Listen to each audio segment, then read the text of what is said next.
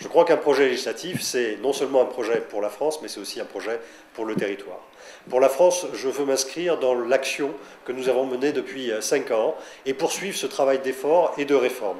C'est le cas dans le domaine du travail, la valorisation du travail, mobiliser toutes les énergies de notre pays pour faire en sorte que le travail se développe, que chacun puisse bénéficier d'un emploi qui est la condition pour que les Français trouvent une place dans la société. Je veux également permettre à notre agglomération, notre territoire, de se développer dans de bonnes conditions sur le plan de l'environnement. Je suis bien sûr favorable au transport en commun, et nous le sommes tous, mais il ne faut pas engager une lutte contre la voiture.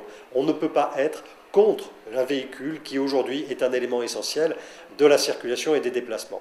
Et dans ce cadre-là, étant député, je veux agir pour proposer des actions avec les services de l'État, avec les collectivités locales, pour faire en sorte que cessent les bouchons qui sont absolument catastrophiques pour la vie quotidienne comme pour notre économie.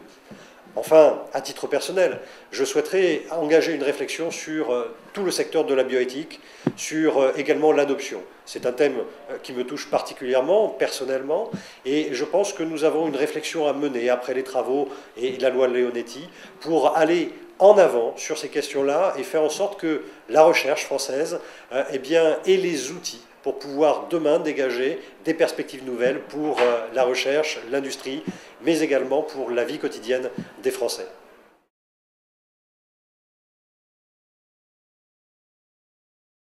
Je crois que sur la circonscription sur laquelle je suis candidat, la première, qui contient grosso modo les cantons du secteur de Jean Jaurès, de Victor Hugo, des Minimes, des Amidonniers, de la Lande et le canton de Blagnac, nous avons une richesse, c'est l'industrie aéronautique.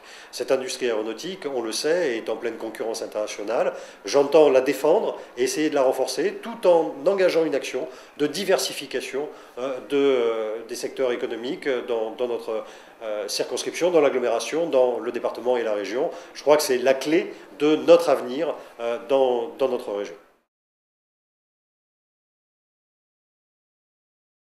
Je suis convaincu qu'un député a une fonction essentielle, tant au niveau national qu'au niveau local.